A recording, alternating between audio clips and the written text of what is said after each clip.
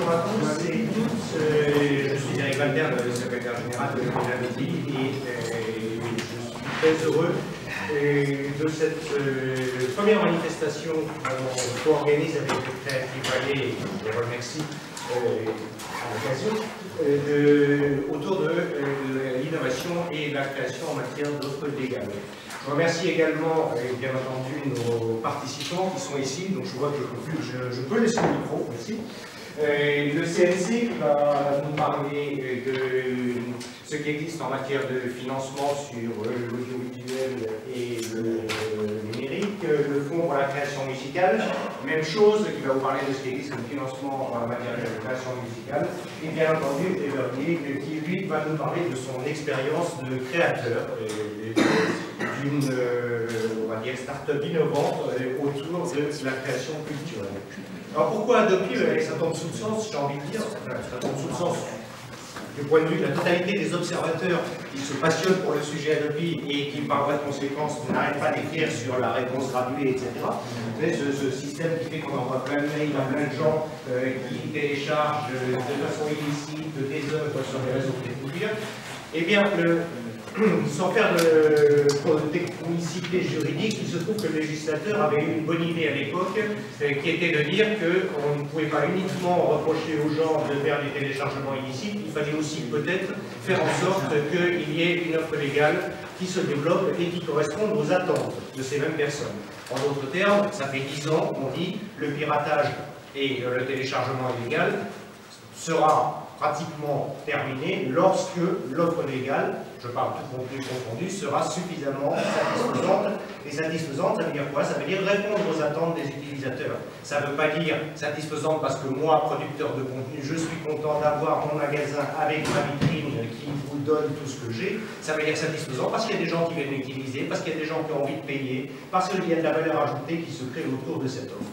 Donc, à partir du moment où on se met à raisonner comme ça, en se disant qu'il faut qu'il y ait un bouillonnement, une émergence d'innovation en matière d'offres légales, et bien logiquement, on se retrouve avec des partenaires comme Creative Valley, parce que logiquement, on est sur Internet, on se retrouve un peu dans l'innovation et, je dirais, l'esprit de création qui se traduit aujourd'hui par un peu le terme start-up. Il se trouve que c'est pas facile. Il se trouve que c'est pas facile parce que déjà créer une entreprise c'est pas facile. J'ai appris en discutant avec ceux qui nous accueillent que ça faisait quelques années qu'ils faisaient ça et ça m'amuse. C'est moi, j'ai 52 ans aujourd'hui, c'est comme ça que j'ai commencé ma propre carrière en créant un orchestre symphonique. C'était mon privé, c'était moins moderne qu'une start-up, mais c'était déjà pas facile à l'époque parce que il faut mobiliser des fonds, parce qu'il faut passer le cap des 3 années, parce qu'il faut de la trésorerie, etc. etc. Donc c'est tout l'intérêt en fait de l'incubateur, je ne reviens pas sur le terme, comme Creative Valley, de vous accompagner là-dessus. C'est tout l'intérêt du partenariat et de la présence des personnes qui vont intervenir, et de vous accompagner sur comment accéder en fait aux œuvres. Si vous avez envie de... Si vous avez une idée, on est en pure bottom-up, si vous vous dites... Ça n'existe pas. Moi, je suis passionné de musique, ou je suis passionné de cinéma, ou même de jeux vidéo, d'ailleurs, ou que sais-je, et j'aimerais voir cette offre. Mais je ne la trouve pas, elle n'existe pas. Comment je peux faire? Eh bien, à partir de ce moment-là, votre idée, c'est peut-être, effectivement, l'idée de la nouvelle offre qui rencontrera le succès, comme sont les Twitter, les Facebook, les Google, les machins, des trucs, enfin, on ne va pas non plus faire toute la liste, mais... Ce qui est important, c'est qu'à partir de votre propre expérience d'utilisateur, si vous avez envie de créer quelque chose autour de la diffusion culturelle, de l'offre dite légale, mais ça ne veut rien dire légal en fait à la fin, c'est l'offre tout court. En réalité, celle qui respecte les droits de l'ensemble des personnes, à commencer par les vôtres si vous êtes créateur d'entreprise.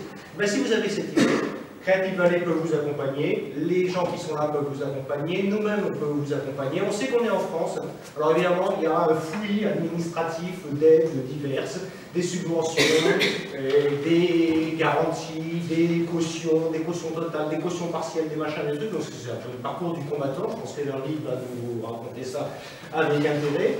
si votre idée est vraiment bonne, si vous l'avez testée autour de vous, on est toujours en bottom-up. Et c'est ça qui est important, c'est l'idée de départ. Si vous pensez qu'elle est vraiment bonne et que vous commencez à fédérer un petit peu autour de vous, ce qui est important aussi, c'est de ne pas perdre du temps, ou trop de temps. C'est-à-dire sur la recherche, il paraît que c'est même une profession pour certains, la recherche des financements dont vous avez besoin pour que votre projet se fasse. Ce qui est important, c'est que vous puissiez vous concentrer sur le projet, que vous puissiez chercher votre clientèle, le développer, etc. etc. Donc l'esprit de ce qu'on commence maintenant, puisqu'on a engagé une nouvelle approche de l'offre légale et de l'encouragement à l'offre légale sur Adopi, il est là. C'est encourager l'offre légale, comme on dit. Déjà, c'est encourager l'offre tout court, et c'est encourager la création de nouvelles offres innovantes qui partent de la base, c'est un peu la traduction française de bottom-up, pour qu'il y ait, et je termine là-dessus, une fois de plus, cette perspective de bouillonnement, de propositions, de diversité, d'offres utilisant la richesse des contenus culturels qu'on a en France. Merci. Merci beaucoup. Après cette belle introduction, que peut rajouter? En fait, je vais vous parler d'une expérience personnelle. Moi, je m'intéresse depuis assez longtemps avec les industries culturelles. Ça fait maintenant presque une vingtaine d'années que je suis entrepreneur et que j'ai lancé différentes entreprises. Il y a 7 ans, moi j'ai beaucoup de cinéma, on s'était dit on va éditer des films d'ailleurs. On avait travaillé sur l'édition de films vietnamiens, chinois, iraniens. C'était très sympa et on les vendait au format DVD. Et un jour, les gens se sont mis à télécharger ces films sur Internet, gratuitement, pas particulièrement parce qu'ils les téléchargeaient gratuitement, mais parce qu'il n'y avait pas d'autres moyens de les télécharger. Et nous, au lieu d'en vendre 1000 ou 1500, c'était des 2000, c'était des petites séries, on s'est mis en vendre 500, 300, 200, et on a arrêté de les faire en fait. Donc d'un seul coup, c'était quand même assez intéressant parce qu'on allait récupérer des bobines un peu partout dans le monde et on allait interviewer les réalisateurs. Je me rappelle une interview assez émouvante qu'on avait eue avec M. Gaffari, un grand réalisateur iranien, peu de temps avant son départ.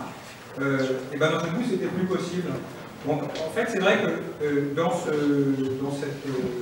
workshop, je pense qu'il y a quelque chose, il y a presque une responsabilité collective. C'est-à-dire que si vous voulez que les contenus de qualité soient faits en France et aussi à travers le monde puissent être diffusés et que les gens qui vont travailler sur des diffusions puissent être rémunérés pour leur travail, quelque part, c'est aussi une responsabilité collective à assumer.